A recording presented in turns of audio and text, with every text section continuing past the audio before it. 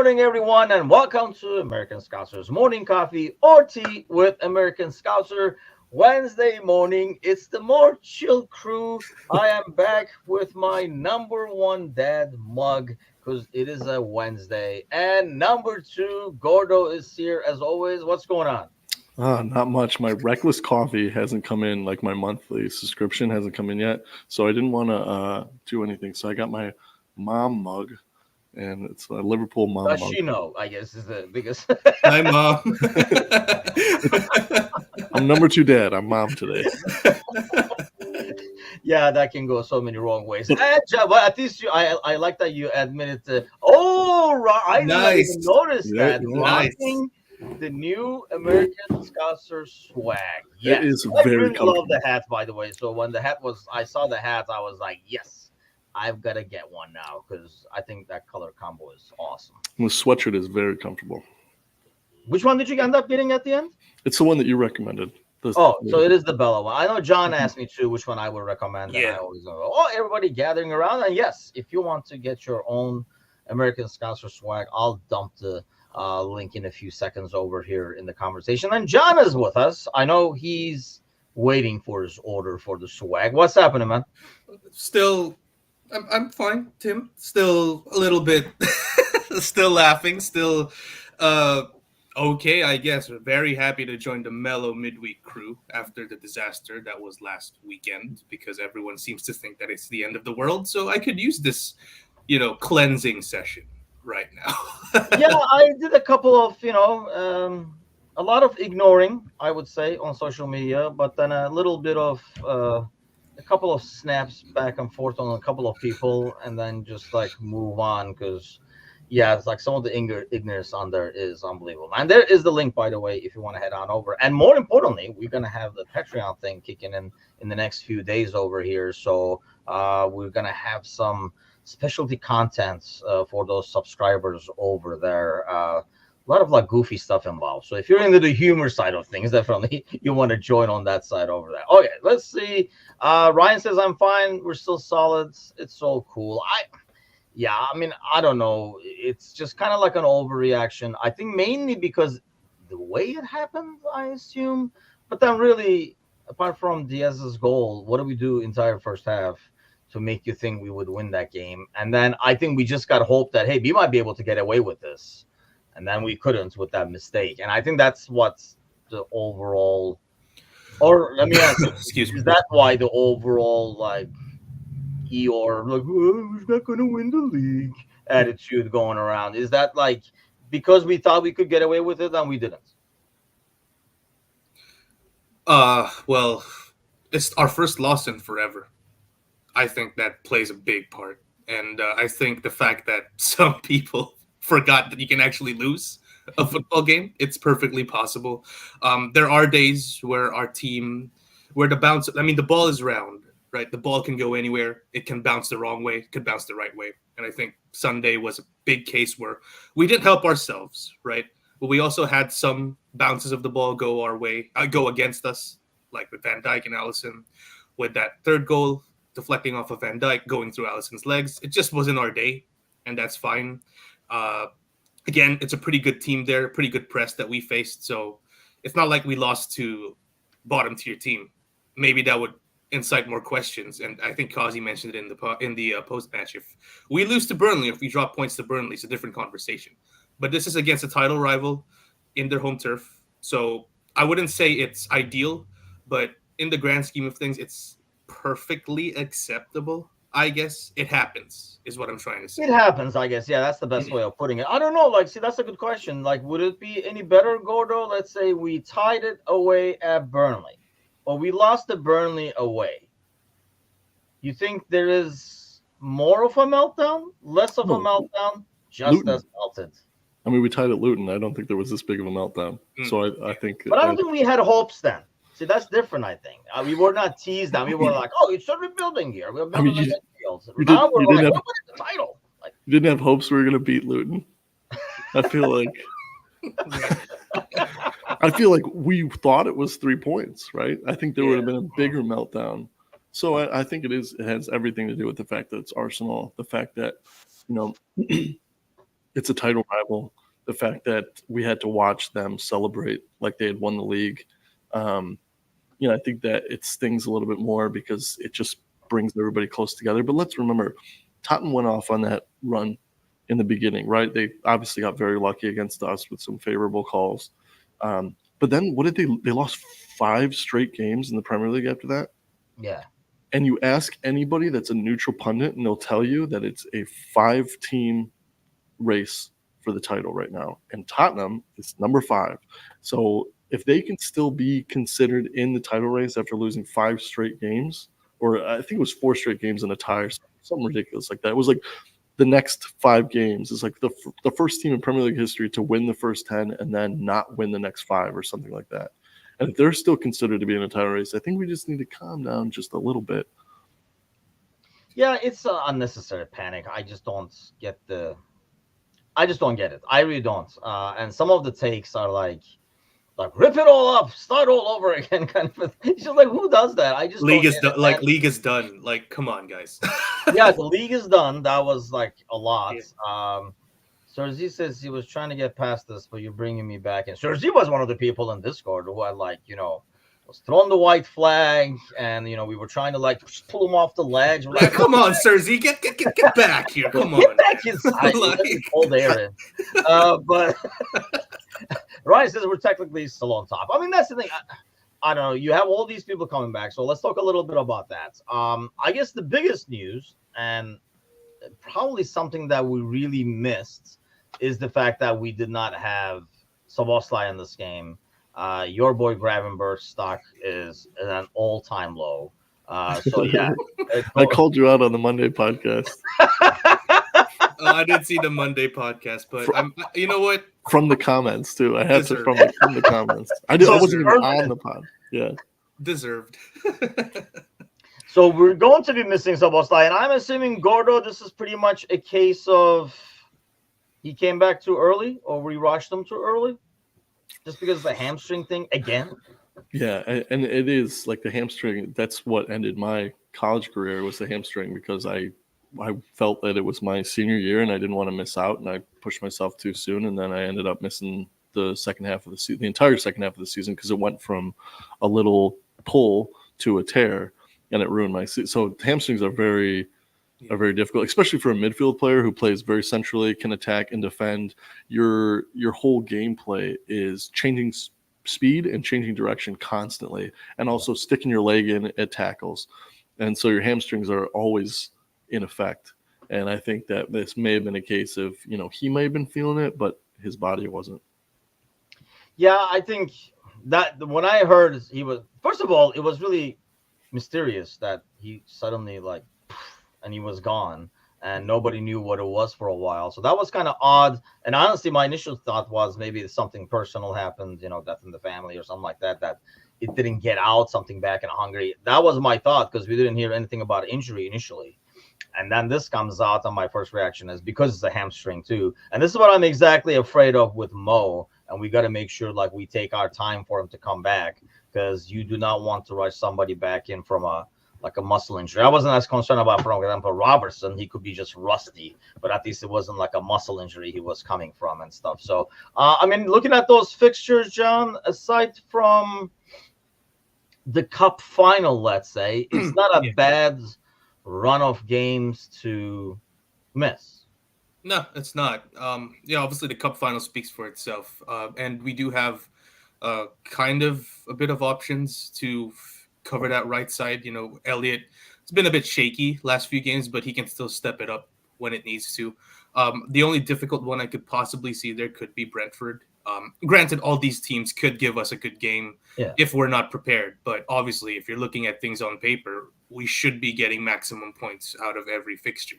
I think we'll feel his loss the most in the cup final, of course, because, those games, those one-offs, you typically rely on moments of magic. And if you're going to pick someone from the midfield to give out those moments of magic, you'd probably put your money on Dominic Szoboszlai. So, yeah, I'm still kind of holding out hope he might come back early, but again, we saw what happens if he comes back too early. So this graph here could probably be as accurate as it can be in terms of listing all the fixtures he's going to miss. So it's unfortunate, but Yeah, it's it is what almost it like is. don't come back early. Again, Right, exactly. Just come back like properly, kind of a deal. Ryan says, "Ouch." Yeah, By the this is harsh. This is way, this harsh. is harsh. Gravenberch is a championship level player in the Premier League. Don't believe he belongs in the top league right now. Look to loan next year or sell in the summer. I disagree. I mean, you might be right, but I feel like I know what you think, Gordo. We know what John thinks. John is in love, but so it's not fair to ask him. But I feel like it's just way too early to ask him. He just does not get. So here's two things. I personally think he just does not get the work rate, or does not have the defensive work rate required, or does not understand it.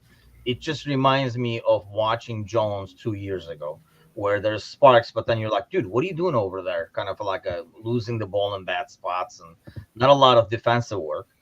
And two, we don't know what the next system will be when we have a new manager, and maybe he will fit that a lot better. Yeah, I think with Gravenberch, it's a case of maturity, like with Curtis Jones.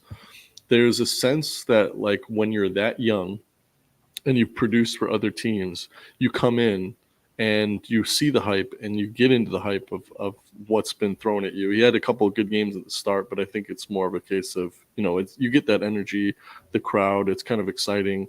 And you can't do any wrong when you're a new player, right? Because everyone just wants to see you take the field. And so there's nothing to lose, and you have a little bit less, there's no strings attached in the beginning. And then when you're asked to do some more difficult things, I think it's the case of, it is the maturity where you still have that feeling inside of you of like, this isn't how it's supposed to be. Like, I'm not supposed to be doing this. Like, I don't come back. This isn't how the old system was. And it's until you shed that and be like, okay, if I want to make it in the system, I have to adapt, which is what we saw Curtis Jones do. Because he's not even close to the same player, the same style player that he was 2 years ago. He had to totally adapt. And now look at him. He's, I want him in the starting lineup every week. And I think it is just shedding those preconceptions of, like, in my youth team, in my other teams, I was the big fish in a small pond, and just getting over that hump of I'm nobody. I may be known. There may have been a lot of excitement when I came through. For Curtis Jones, it was the goal against Everton in the Cup, and it's died down now. And now I have to figure out how to reinvent myself. And he'll do it. He'll do it. He had that goal, and then he kept trying that same fucking shot like 20 times afterwards. It's like, dude, stop trying to curl that over there. It's like, it's not gonna happen every freaking time. That was like a wonder goal. Just like, enjoy it and move on. But so Ryan says he has had 6 months, and he does look like a first-rate player. I do agree to that. He is very lost. But then I would agree anybody who plays on Trent's side is going to get lost, because he's not going to know who's the right back, who am I, where am I, where is he, kind of questions is what I would ask. Go ahead, Ryan. How do you feel about Darwin Núñez? Because I feel like there's some people that still say, like, he's only been here for 18 months. It's like, okay, so we're gonna give some guys 6 months. I don't know, and of course, I'm not calling out Ryan because I don't know how he feels about Darwin. But there are some people that we have put them on podcasts, and they'll say, like, it's only been 18 months, and I'm like, 18 months is a long fucking time. And I think the biggest thing is, when you compare him to Curtis Jones, and when we say, well, Gravenberch has like 6 months. I mean, Curtis Jones had like years in the system, and he had to basically figure out, if I want to be here long term, I can show up, do a couple of moves, and everybody's like, oh, wow. But then if I don't find out what the right thing to do, I'm not going to make it for long. It's just going to be here and there. And I think he figured it out. Will Gravenberch figure it out? Because he didn't have Bayern. So I think that's probably the only part of the difference of the story to Jones is he had a stint at Bayern that did not pan out. So he couldn't figure it out there. So we'll see if he can figure it out over here. And I still think he can. There's a reason why John fell in love with him the first couple of months we saw it. So I think, what do you see, John, that will translate into the future? Let's go. Convince Ryan not to loan him and keep him. I feel like we need to judge him. I think the most appropriate time to judge him would be towards the end of next season, because he hasn't had a full training. Damn, like you're giving him like Núñez time. Yeah, because like right now we're dropping the hammer on Núñez, and rightfully so. I feel like it's a little too early for Gravenberch. Like, obviously, right now, being a lackluster contributor in a team full of contributors kind of makes him stand out more, right? Like you see Szoboszlai and McAllister delivering right away. Yeah. Gravenberg sticks out like a sore thumb, and again, just give him a training camp, a full training camp with the new manager. And granted, everyone's going to be adjusting to the new manager. And don't get me wrong, I'm not lobbying for him to start every game anymore like I was before, right?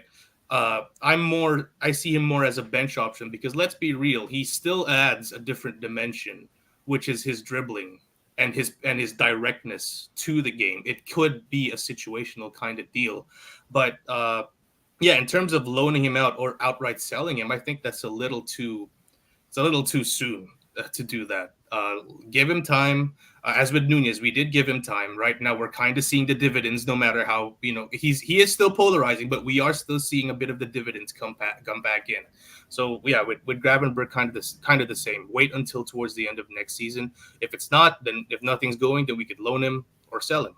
That's how I am with him. I'm probably not going that far into the season. I'm thinking next October, November is where I'm at. So at least know, okay, this is what we're getting, looks like, kind of a thing, and start making an opinion. I still feel it's early for him. And then maybe go to his disadvantage is the fact that, like John is saying, he came at a time where you brought in McAllister, you brought in Szoboszlai, and you see these guys making like instant impact, and you're like, wait, how come we're not getting the same from this guy?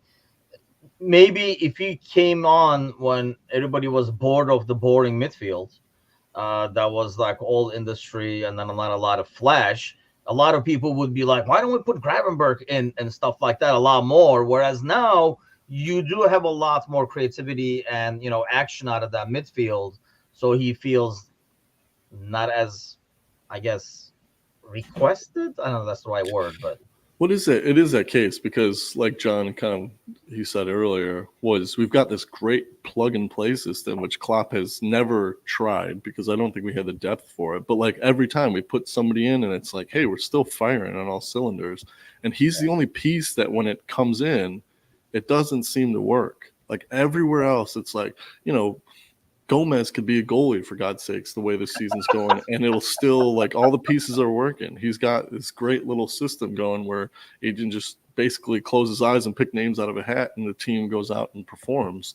And then it's just the Gravenberch piece that comes in and, doesn't work. So I think that might be it. It's just like he is the link or the weak link right now that's constantly being shown. And it's unfortunate for him because I feel like it is his fault for most of it, right? Like, because it is so glaring and it's so statistically, there's a statistic value to show that, like, every time he's on the field, Liverpool don't play that as well as they do without him. So I think it's unfortunate, but give him time to reinvent himself. He's still a young kid. Now, there is a chance that he doesn't reinvent himself. He just sticks his head in the mud and he decides, like, this is the player I want to be. And I don't want to change for anybody, and then he won't fit the system. But with the new manager coming in, he might be eyeing that and going, I'm not going to change my style and hope that I can fit in with the new manager. But give him a chance to do that. Yeah, because he reacts differently. Ryan says the difference is Jones still had a ridiculous amount of confidence. But even if you talk to Jones, he does say that he was losing that confidence. Like, he was realizing that, wait, like, I got to do something. I almost feel like when you see Gravenberg out there, because Ryan says he like dribbles into three players and stuff like that, instead of a guy, I think what Jones figured out is I don't have to do something with the ball every freaking time. And it's more important what I do when I don't have the ball as opposed to when I do have the ball. In this team in midfield, I think that's just as important, if not more. Your pressing, your defending, your movements, and then how you move the ball. Even if I'm dropping Jones a year and a half ago would never drop that ball down to Van Dijk. He just would not. He would just try to take on the guy in front of him or do like a fancy turn, like faking like he's giving it to Van Dijk and try to do a fancy turn and lose it. Now he's very content in saying, you know what, it's not there right now. Here you go. But that's part of knowing maybe you are getting those minutes. You don't have 15 minutes to show yourself. So, John, to me, it feels like he has to understand, and the opportunities are going to be more and more limited. Now, I can't believe I'm saying this, but Thiago is back in the fold as well, and Endo is back. So there's going to be some crowding in that midfield. His minutes are going to be a lot less. I think the key to him is going to be when he gets those 15 minutes or when he gets those 30 minutes, he has to understand that it's not the last 30 minutes of your life. It's just 30 minutes that you got to do solid so that you get another 30, another 30. And I think that's what Jones figured out. You think Gravenberg is going to figure that out or not really? Because he didn't figure it out in Bayern, that's for sure. No, I think he still is. I think honestly, the massive pylon on Gravenberg, no one was good last game. Let's be real, guys. That's like true, too, yeah. Gravenberg was bad, but everyone was bad too. Like I'm seeing a lot of people here in the comments. He'll be sold. He's dribbling into 3 players. Like who wasn't dribbling into 3 players against Arsenal? McAllister looked awful.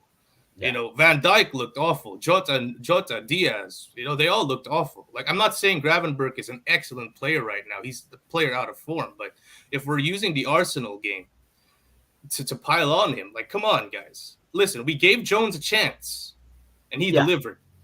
Let's give the guy a chance. Come on. He hasn't been here 6 months. Barely been here 6 months. He's 21 years old. He's got a good physical. He's tall, he's lanky, and he's majestic with the ball on his day. Let's give him a chance, guys. Come on. Like if we write off players this quickly, no one can succeed at this club if we're being real. Like we have the McAllisters, we have the Sabostlais, okay, but they also had a training camp. Gravenberg was literally brought in at the last day. Come on. Like I'm not and that's not even me being a Gravenberg fanboy. I'm just trying to be fair. Because I feel for the guy. He is 21 years old. He's still a kid, and he's probably taking a hit in his confidence right now. So, yeah, to your point, Tim, his chances are going to get limited. But then, it's kind of like the Jones situation. His chances were limited as well because we still had a pretty deep midfield then. We had Oxlade-Chamberlain, Keita when he played, Millie, Endo, Fabinho. He still had to make the most out of those 15-minute spells that you're saying. Gravenberg will be the same. So if it's not gonna freaking get his head on straight and make him realize that I just need to recycle this instead of dribbling the 3 players. If after like a year, like I said, a year or so, he's still the same player. That's when I'll entertain the maybe let's loan him, maybe let's sell him conversations. But now I think they're a little overblown, honestly. That was John Gravenberg's lawyer on air earlier. I sound like a non defending Nunez. I was like, geez, is this how it feels? Fucking hell.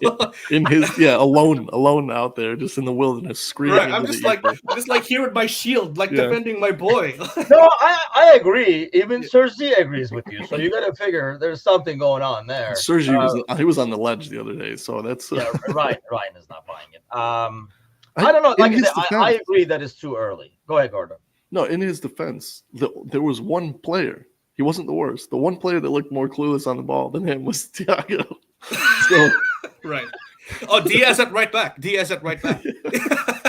Yeah. He looked more clueless. Thiago at one point, he was like, wait, what? I'm on the pitch. And he freaking lost the ball by himself, tripped over the ball because he couldn't believe it. So, yeah, nobody played well. And like I say, okay, I'm going to throw this out there, and I'm getting a lot of hate these days, but fuck it. Let's go with it. Gravenberg would play a lot better if Bradley was our right back on against Arsenal. Everybody does, apparently. I'm just saying, just throwing it out there. I saw that exchange this morning. I was like, "Whoo, Tim, listen, man, that was a spicy-ass take, let me just say." Honestly, that was Bickler's take, like we were talking about. So I guess we should talk about that because then it came up on the Discord channel. Me and Jamie were going back and forth. Because my take was totally different than, I think Bickler's take. But I partially do agree with Bickler's take. And I thought, Jamie proved my point in the discussion because we've sat here and talked about all summer, fall. We talked about Mo being sold. Do we sell him to the Saudis? Do we get the money? And it was a conversation, right? We wouldn't even dare have that conversation with Trent. And that was my point on the Monday Night Podcast. We can't even have that discussion because he's a local kid and because he came from the academy, because he's a Scouser. But, and that was my main point. Bickler said it's not even a discussion. I don't know. I think it is a discussion. I wouldn't be like, yes, get him out of here. Because I feel like it's more about like kind of like retightening his screws. I really think that's what Trent needs. Will the new manager do that? Maybe, or when the new manager's new formation comes up, his new position will do that. I don't know, but to me, you watch Trent the last few months, before he got hurt, even he has not defended this season, and I don't care what you guys say. Like, like once in a while he clears the ball in the box. Like, see, Trent defense. I mean, you just, yeah, that's different. But I don't think his defending has regressed, and I think he just needs like a realignment. Because I feel like we made him this. Why don't you just create, dude? And then he was like, oh yeah, and then totally forgot about defending. No, we still need you to defend too, but create at the same time, which I thought he was doing when he was out wide, and we saw that with Bradley. I don't think we'll ever will. Like Sparky says, won't sell Trent at the moment, 18 months. Damn, I've been looking at my calendar. Is this a Friday or yeah, more like 4 or 5 years, maybe, even if it becomes a conversation. I mean, my point is, Gordo, like if a new manager comes in, his task is to make it work, because you're following Klopp into the situation. You're not going to start off a wrong foot, by the way, and sell the player that is the local kid. No, definitely not. And I think there's a little bit of me, I don't know, that is again, it's hard for me to put up an argument to suggest that he does get a little bit of favoritism because he's Scouse, but I don't want to believe it. Like at times with like Jamie's comments in the Discord, I was kind of on his side, but then I like trying to instead of straw man, steel manning the argument, I can't really think of why, like a good example of how he gets treated the same as everyone else, if that makes sense. But what I will say is that we did make him we are also the problem, right? Klopp, the coaching staff, the fans are the reason he forgot about defending. Oh, I agree. Totally agree. So it's not his fault that he's gotten to this point. So it's also has to not be his fault to get him back, to buy back into this, because let's face it, when you play, if someone were to give you free reign and be like, hey, do all the cool stuff, that sells the t-shirts and the video games and the posters and all the stuff, all the merch, and then don't worry about the dirty stuff like defending. Like don't even worry about that. Just whip in those crosses and be the youngest player to 40-something assists in the Premier League, and win everything you could win by the time you're 25. Like, go for it, kid. And somebody's got to reel him back in, because it would be tough for anybody to come back from that, because it is so easy to just be like, I don't have to come back. Nobody wants me to come back. He's being defended constantly by Liverpool supporters and even other people that like what he does that may just be a neutral. Of like, he doesn't need to defend because of everything else he contributes. Yes. And so we have to bring him back from that. You don't put any blame on him, though. I understand what you're saying, but you got to put some blame. He's not a 20-year-old kid. If it was a 20-year-old kid, yeah, but he's 25, and now you made him, maybe that was one of the reasons you made him vice captain, so he has a bit more ownership and like kind of like responsibility for the team in general, and not just his stats and what he does. No, because you gave him a shortcut, right? Instead of going down the long hallway, you opened a door halfway down the hall and said, why don't you step in here? But if somebody takes the shortcut instead of doing the actual work, you don't blame them at all. You just blame the shortcut. I think a big part of this, sorry, Gordo, to cut you off there. I think a big part of this as to why Trent is getting away with a lot of defensive lapses is because it hasn't really cost us as much. Like this season, we've lost one game. And that before the Arsenal one, we've lost one game, and that was against weird circumstances against Spurs. Right now, we lost against Arsenal. He didn't look like he fancied it. That's when the questions would probably start to be asked. So I think the reason why Klopp hasn't really gone in and dug deep, told him off on his defending, is because it hasn't really cost us. If we were losing a few games, I feel like the conversation would come in. But Klopp kind of strikes me as a, I'll stick with what's working kind of deal. Even if, there are some lapses here and there, as they say, a win kind of papers over a lot of cracks, if you would, put it that way. Yeah. Let's get into what I really think the issue was here. We've got Trent coming back from, we talked about it before that game, but we got Trent coming back from an injury. We were wondering, like, does he start Gomez? Does he start Bradley? Is he going to put Robertson out there? Is he going to put Trent out there? and he started Gomez, which tells me he was going to start Bradley. There's nothing to me that suggests that decision, Bradley was going to start, and Bradley's dad passed away. So sometimes that happens, and Trent wasn't even prepping for that game. And so the reason he didn't look up for it was because he hadn't had that mental work through. Maybe he was on the defending team with the pennies all week long in training, and then he had to be asked. I know he wasn't on that team. but that goes back to Trent again. That's what, I feel like that's almost like an insult on Trent, rightfully so, because you're a pro. That's your job. You can't be like, oh shit, I didn't know I was going to play. As a vice captain, you're not an 18-year-old. If Bradley does that, I will let him get away with that. If Bradley thought Trent is back, he's going to start, and suddenly he starts, and you say that, I would say, you know what? I can see that. Young kid, he wasn't like mentally ready, got thrown out there and was lost. But he's not a kid. He's a 25-year-old guy who has all the experience in the world. He's the vice captain. So I think more than an excuse, that's almost points out his weaknesses, that he's not mentally ready to be a leader. Well, what if he wasn't like physically ready for 90 minutes? What if But here's the thing, and I understand the physical part. Maybe he came back too soon. So I can understand all that, but I'm not even talking about the Arsenal game. Like, I've been saying this all season. Yeah, you have, and I will defend you on that. You have been, it's been like that the entire season. I think goes back to what John is saying, and that's what people were telling me. Well, it must be working because we're winning, and I do understand that. But Ryan was saying that am I teasing that I want him in midfield? Let's go. Well, no, I am not. I mean, unless, I think Mateusz was coming up with a scenario where it was like a 4-4-2 and he was on the right-hand side. When we have a new manager, we'll have a new formation and stuff.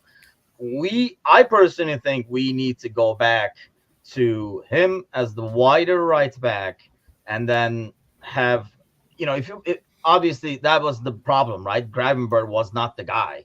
You had the worst defensive rate guy trying to do Hendo's work, like doing the Lord's work, if you will, in covering that right wing and covering like Trent's defensive woes. You're not going to get that. I agree what Sparky is saying. He is too lazy for midfield. Maybe you will not. People will see it even less, Sparky, and that's my thing. Now when there's a right back, people barely see it and make excuses for him. In midfield, it'll be the right back's fault. He will never come back and help the right back. And I would, it'll be the right. I would hate to be that right back who plays behind Trent. Just like I would hate to be the right side, the center back on this team, who has to cover basically midfield to the touchline because, Trent is not defending. He's not even like watching anymore. Like there were so many runs behind him, by him, in front of him that he's watching. It's pathetic. Like that's just not. I think Trent's. Yeah, sorry, Tim. I think Trent's ability, tendency is the best word. Tendency to switch off is something that we just have to take. Kind of like how Mo doesn't pass when there's an option, a clear option right in front of him.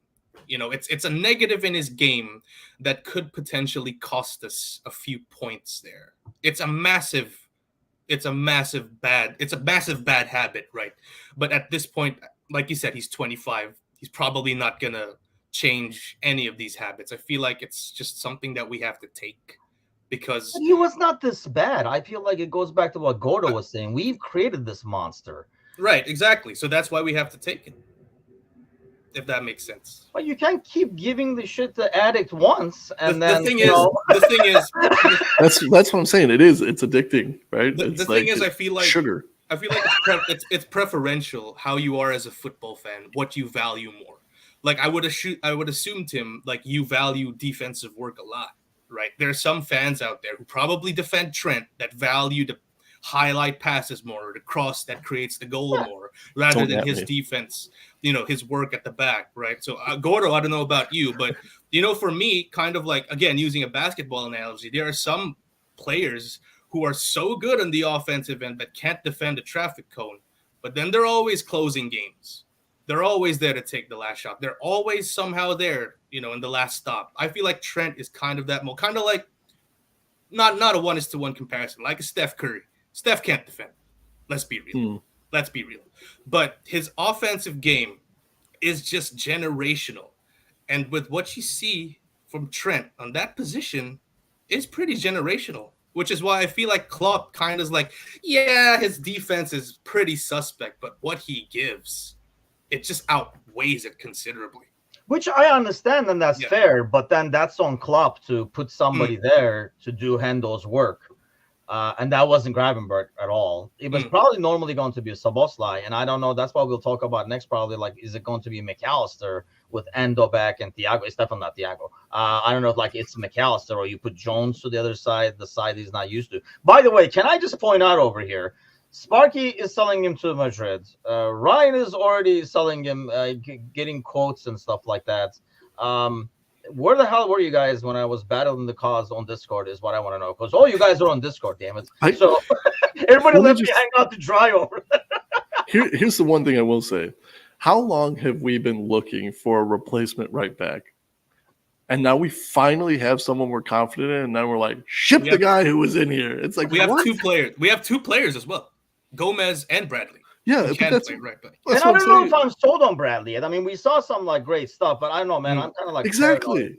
And now that we have, I literally just feel that it's that we sort of feel confident now, because there was a little bit that like Trent sort of gets that slot in, because who the fuck else are we going to put there right now? You know, like what, like if we're going to lose him. And now that fans are starting to get on the Bradley train, and I agree, it's still really early to be putting all our chips in that basket, but it just strikes me as it's perfect timing to be like, yeah, let's get rid of him now, because we've got this kid. Though, you know, you look at Bradley. I mean, Trent is 10 times the player Bradley is. I feel like, you know, physically he's a lot stronger. Maybe he doesn't have the pace. Bradley might be slightly faster, but physically he's definitely a lot stronger. His passing is obviously a lot better, but that's what gets to me, and that's what annoys me. That's why I get angry. I was talking about this in the post-match too. I usually get angry. I watch these games like a dad watching the kid. You know, I get disappointed. You know, like, oh, come on, man. Like, I can imagine. Like when Ellie and Trent do that. Yeah, I'm like, come on, man. What are you guys doing? It's like, I can't get mad at you, kind of a deal, right? But I do get mad at Trent because I feel like those are a lack of effort. The only difference, it's a matter of mentality, wanting to do it. You can't tell me that Trent can't do what Bradley does a lot better than Bradley if he wanted to do it.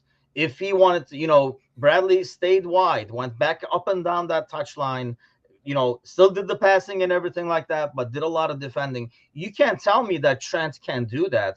It's a matter of will. And I think that's why it angers me more than, I know Van Dijk and Alisson tried to clear that ball, and they just couldn't, and they screwed it up, and it's like a mistake. But the other one, I mean, it's not intentional, but to me, partially it's intentional because you don't have the will to do what's needed. Does that make sense? Yeah. It's squandering talent. You've got this great gift that, 99% of people don't have, and you're only using half of it. You're only using half of your potential. Yeah, but dude is awesome going forward. I mean, his passing, exactly. There's so many positives you can get from him, and I do agree. We created our own monster by putting him in there, and like I've been saying it all week now. We're playing a number 10 that doesn't even exist in the soccer world anymore as a number 2 at this point. But I mean, to go back to what Ryan was saying, I would rather have him be that right back. I'd rather have him start with Bradley. I don't think, it's still too early for Bradley. We're all in love with Bradley, but he'll come one game and he'll get beat. Let's face it, I can't remember what game it was, but it was his error that caused the goal. Was that Norwich? I can't remember what game it was. He was in. It came from his side.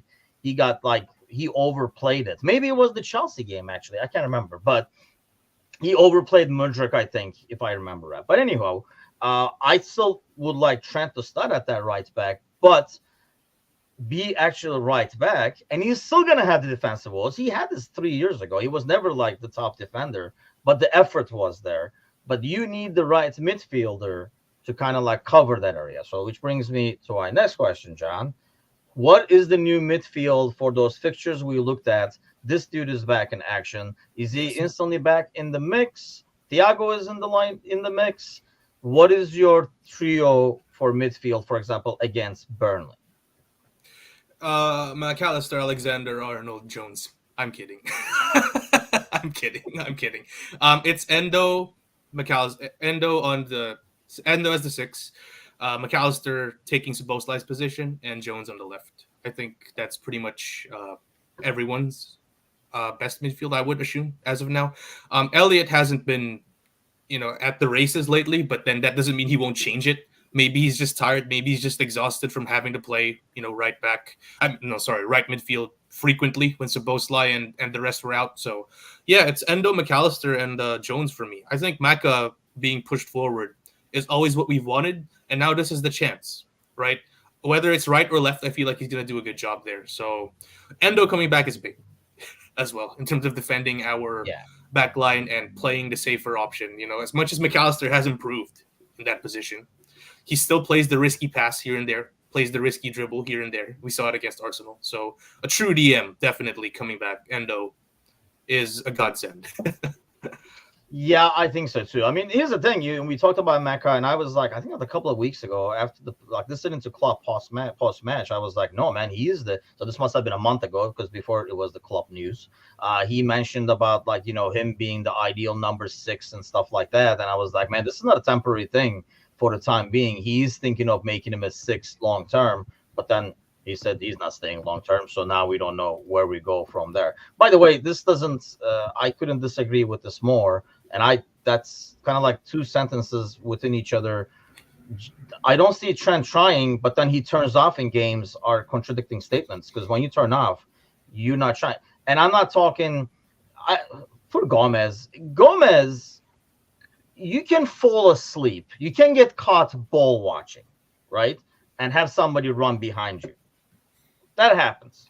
Happens a lot more with Trent than anybody else. But yes, Gomez does that. Robertson does that. I mean, any defender, any back will do that sometimes. Otherwise, there would never be any goal. So I understand that. That can happen occasionally.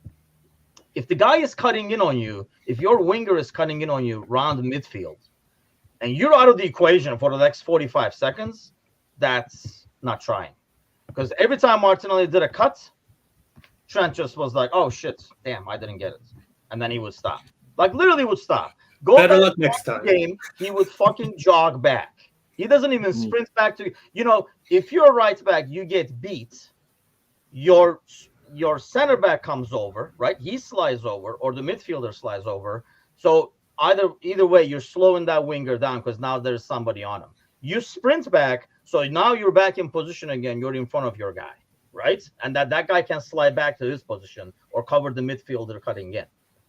If you're not sprinting, there's nobody cutting in. Nobody's covering anybody. And he does not. Go back and watch the game. Don't watch this game. Go back and watch 3 games ago, 5 games ago. It's always the same thing. If he gets beat, you do not see Trent on your TV screen for another 30 seconds or so. And that's basically my problem. That's not trying to me. Well, what if, and this is just me playing devil's advocate. I don't believe this at all, but just to placate, and because it seems like we're all in agreement. And off, Tim. Hold on. It doesn't make for a good podcast. We're all like, yes, sir, yes, Temujin, yes, we agree with you. So let me put this out. What if, like, this inverted 6 role, Klopp's like, hey, we don't want you. You get beat, stay up, because if we win the ball back, we play quick counter, and you're going to be the axis for the bounce. What if no. What if, like, because it's so egregious and it's been so obvious that he's not coming back since this inverted 6 role has really started.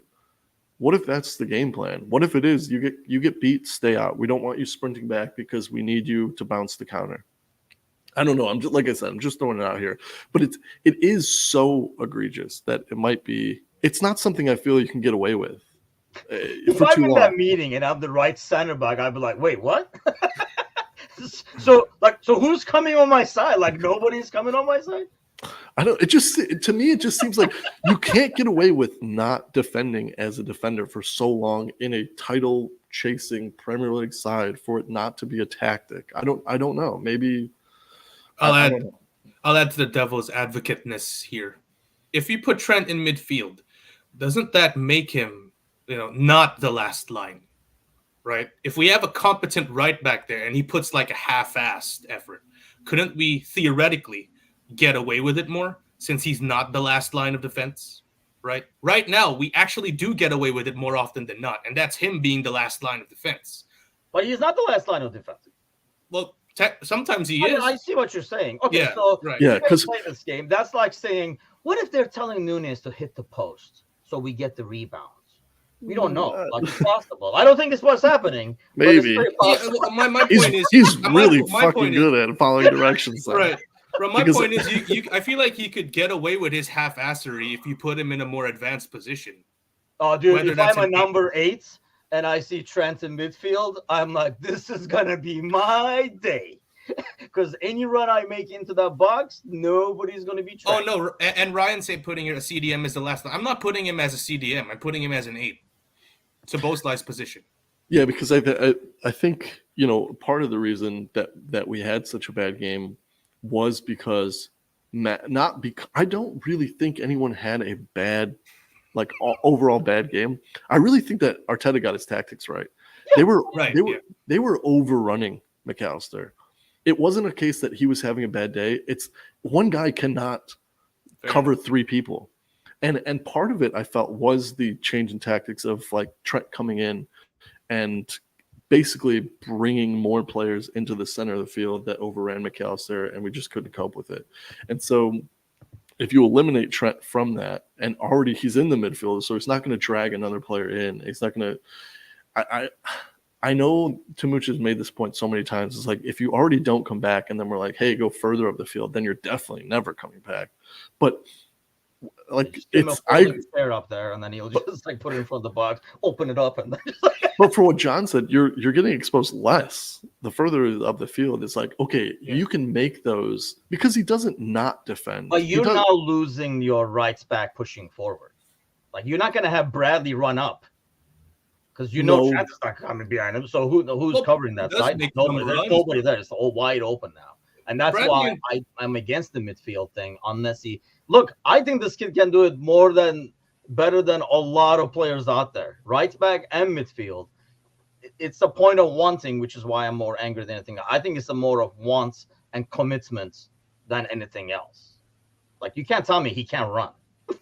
You can't tell me, like, you know what I mean? Like, the dude can win a ball, the dude can pass the ball. You can do everything you want him to do. He's a world-class player. At one point, we were talking about him to be the best right back in the world. You can't tell me that, well, he can't track back, though. No, he doesn't track back. I think not running is not, like, a characteristic of any player. Like, maybe that's why those players are obsolete now. That's why there's no number 10 anymore. Because the guy who can pass but doesn't really run or doesn't really like running, those are not players anymore. They don't make it in the top leagues. It's just a matter of want. I think that's what gets to me more. But that's why I'm against the whole midfield thing. So let's not get started on that, for God's sakes. But yeah, I like the devil's advocate, though. We should come up with devil's advocate situations for every player. Well, I got another one for the game for all the people. I know, like, we as a group collectively think, it's not that big deal.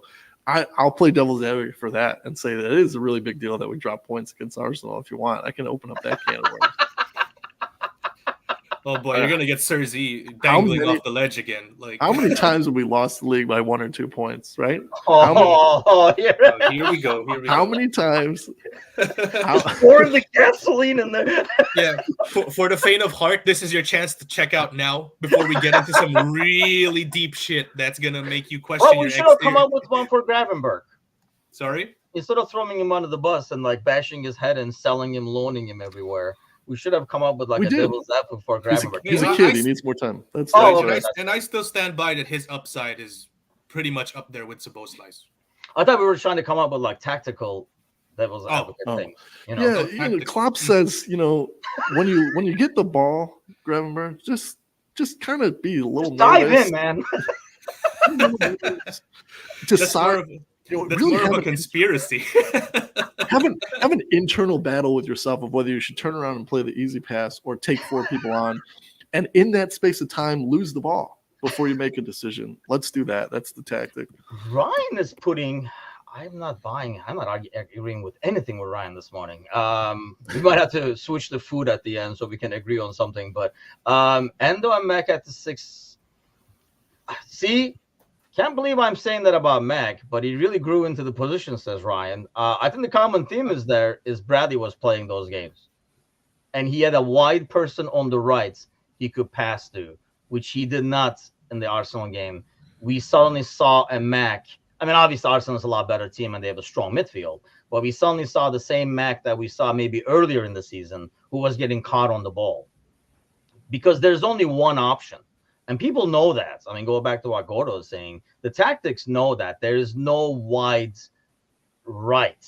So, because Trent is in his pocket somewhere in the middle. So you crowd the middle, you're going to win that ball. There's no outlet. If you can't go wide left, you take that away from him. There's nowhere for him to go. So he got caught on the ball over and over again. And then it's somehow Mac's fault, but there's no outlet. I will agree that he does sometimes does that slow dribble, but he's very effective with it. So does Thiago. I mean, you kind of have to do that sometimes to break loose and then do that killer pass. But I feel like he looks better when I'm not saying Trent or Bradley, but when the right back is wider, so he has more space and he has somewhere to distribute the ball to. But I don't think I would put Endo in front of him, because I don't think Endo is as creative as Mac is. How about against a team that we're expecting to defend against us? I think McAllister at the 6 is a very good option there. Yeah, but not Endo in front of him. Are you putting? Because I think he's putting Endo in front of him. Oh, I thought he said he'd swap Endo. Oh no, he's putting Endo in a big game. I got him. Okay. Yeah. I think now we do possibly agree. I think a game against Arsenal, right? Switch Endo with Nunez. Nunez will be hitting the post from midfield, just cranking up shots. Like, he was wide open. There's nobody in front of me. Nunez at the 6. But then we just said for this game, I mean, obviously Szoboszlai is out for quite some time, so we gotta have a solution for right center midfielder. Right, but then I think we're in agreement that Mecca is that guy. Right. Sorry, go ahead.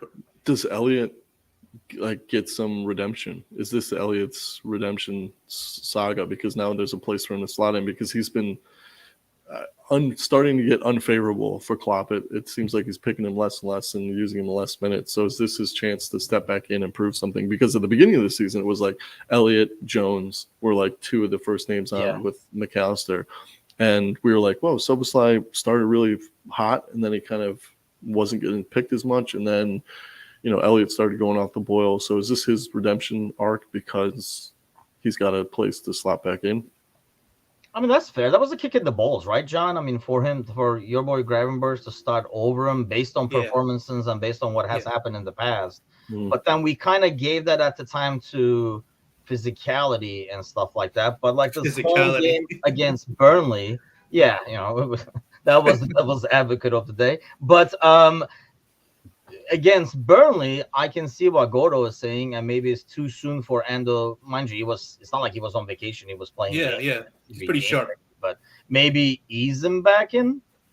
Yeah, ease him back in. Like, the question was who the best midfield is as of now, and I think the best midfield would be Endo, McAllister, and Jones. But against Burnley, probably bring Endo off the bench. Still have McAllister as that 6, because obviously Burnley would be foolish to try and take us ball for ball right at Anfield. So they're probably going to sit back. And I really like McAllister, especially the last few games pre-Arsenal, picking out the passes there from a position where he's being given space.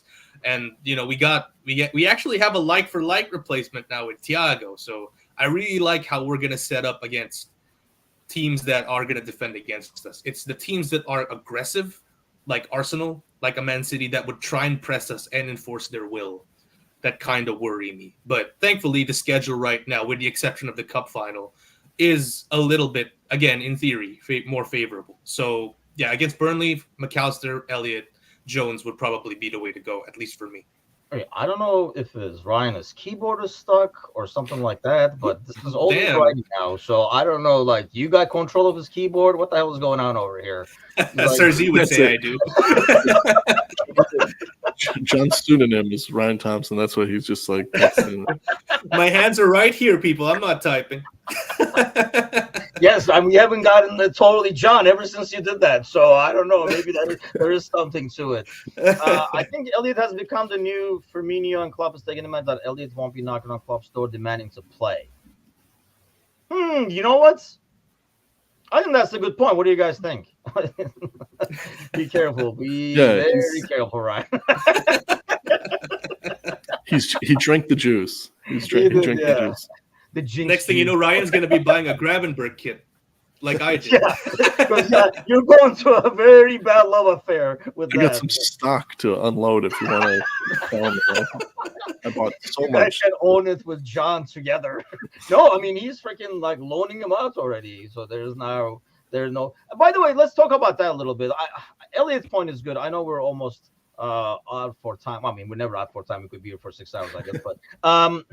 But somebody's gonna pay the bills. We gotta work. So loan or sell? This is probably a good conversation that we can say for Friday too. But let me get your guys' take. Like, for example, a player in general, any player, I guess. Would you guys rather keep a player like Gravenberg? Let's talk on Gravenberg basis, right? As of things are now.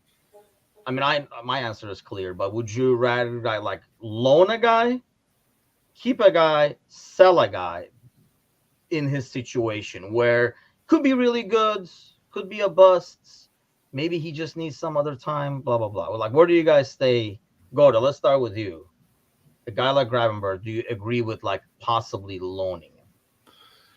Loaning a player these days, unless it's a young player from the youth team, does nothing. I can't remember a time when a player that was supposed to be in like the starting 11 or even on the bench was loaned out and then made a redemption in his parent club. Like, I just don't. Usually it's like, we don't really know what to do with you right now. We don't want to sell you because we haven't gotten great offers.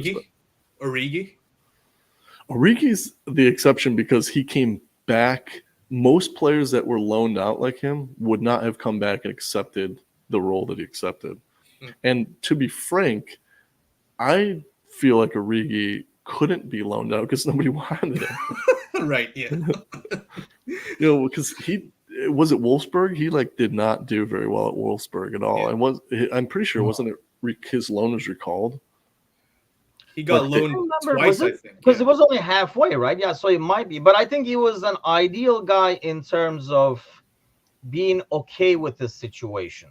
Yeah, and most players would not be, right? Yeah. Most players, especially if you're like, he was like with us forever. Like it always shocked me about how young he was when he signed for us. Yeah. Because it's like, wait, isn't Origi like 40 now? And it's like, oh no, he's only 24. And it's like, what? He's been with us for 15 years. How is he 24? And he was loaned and loaned and loaned and loaned and loaned. And then he came back and was just like, yeah, whatever. I'll come off the bench and score some pretty He's still wild. Only 28 as well. Yeah, I know. It's like, what? Yes, he's still only 28. I think in the prime of his life. Benjamin Button of soccer. Yeah. He's reverse dog years. He ages in reverse dog years. It takes him 7 years to gain 1 year because I was always like, hey, isn't he retired? But is that like Elliot's case then, John? Because like he's okay. I think that's a really good point that he's okay with whatever you got, like, what do you want to eat for dinner? Whatever you guys have, kind of. Yeah. So it's like, well, you know what? Then you're getting the leftovers. I made fresh pasta for Gravenberg over here. Is that like where we're at? Because it did feel odd that Elliot's, or is maybe, I mean, there could be something going on the practice field that we're not aware of either. But I think with Elliot, it's like a whole tactics thing. Apparently, but then Klopp obviously got that wrong with the Gravenberg front. But I digress. To answer your question about Gravenberg, Tim, I think I kind of made a point a few minutes ago that we saw what keeping a player and at least I wouldn't say bullying him, but it's kind of needed for Gravenberg at this point. Bullying him to learn the system would do to a player. Right now, you'd probably have Jones alongside McAllister and Szoboszlai as the first names on the team sheet when everyone is healthy. That's the ceiling. And again, there's no reason that Gravenberg couldn't reach that ceiling, especially that he's, 21. I wouldn't loan him unless it's guaranteed that the system that he's going to be going to is a carbon copy of whoever's going to be managing us next year, which even if it's Klopp or an Alonso, the odds of that being a carbon copy is obviously not likely. Yeah. I think I'd rather just have him stay, get a training camp in with the new manager, and then go from there. Yeah, I mean that's it. I totally agree. And goes back to what Goto's saying. I agree with Goto. These days, when you're loaning out a guy, you're basically saying, "Yeah, it ain't working," and you're only loaning him out to get better value. For Kind of like with Reese Williams. Like, we're loaning him. Like, we all know he's never going to play in the first team. So what are we doing here? Let's just sell him, right? I think you loan him, hoping he plays somewhere and increases his value. Yeah, definitely. Everybody is like, "Oh wow, yes, let's go get this guy." It also like puts players in the shop window without actually labeling him as a transfer, because sometimes it's like that little tease where it's like, hey, he's on loan. Maybe maybe if we inquire, he's available. Yeah, that's a good point actually. Because here's the thing, like even if it's in the championship, they have a decent solid run. The championship team can say, he's a solid championship center back, and make an offer for him as opposed to make a better offer for him as opposed to a guy. Don't you guys still have, what was his name? Like, we haven't seen him in decades. Like, you guys had a guy, young guy, I remember. And then, they're like, yeah, we'll give you $1 million for him as opposed to maybe getting 3 or 5 for him. I think it just automatically increases the value. And I think that's the only reason people kind of loan the players now, because they're basically wearing the. Serzi says John is plagiarizing my opinions. Well, everyone's agreeing with John. Maybe that's why Ryan is agreeing with him like at all times. Loan him with the chance to buy him back, or you sound like a carnival barker with that. Come on, step right up. Take a Gravenberg. Let's just say that you may try and return him, and we're not going to be a club anymore. The shop's closed. I think Gravenberg. Yeah, sorry, Goto. I think Gravenberg. I think Gravenberg is the new Joe Gomez. I think he is now. For midfield, I think so. I can't think of another name in midfield. Well, Sparky, I don't know if Sparky is still in the audience or Saito is not around to say, hey, Jones or somebody like that. Hey, we're on Instagram Live as well. I know that's kind of like newer to us, so sometimes I do miss the comments. But London Cup TV says Gravenberg has to get used to the Premier League and English football. Once he's done that, he'll be able to find the form of his Ajax. And I think I agree to that. I really do think.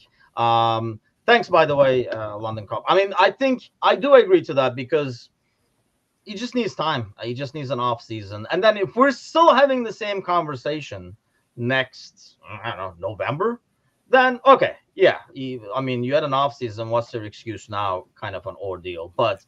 And then, like I say, when the manager changes, when the formation changes, when the requirements of the midfielders changes, it's because let's face it, there's a very specific type of midfielder. There are a lot of midfielders in the world where you're like great players, but will not play for a club midfield.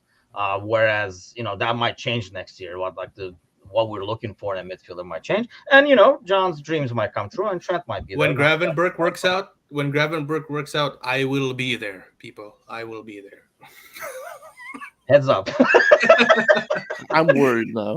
All right, we always end with a prediction, so let's end with that prediction. I'll be here on Friday, so maybe you could skip me. Right? No. We're gonna do a Gravenberg prediction. A Gravenberg prediction. Oh, okay. This time next year is Gravenberg playing for Liverpool. So he will have the January window to be possibly loaned out. We'll end up with that prediction. London Cup says, remember, he's not at a preseason. Yeah, I mean, I always say, he's the guy who got on the elevator, in the last minute as the door was closing, and, never had, a preseason or anything like that. So I think we're kind of, too harsh on him.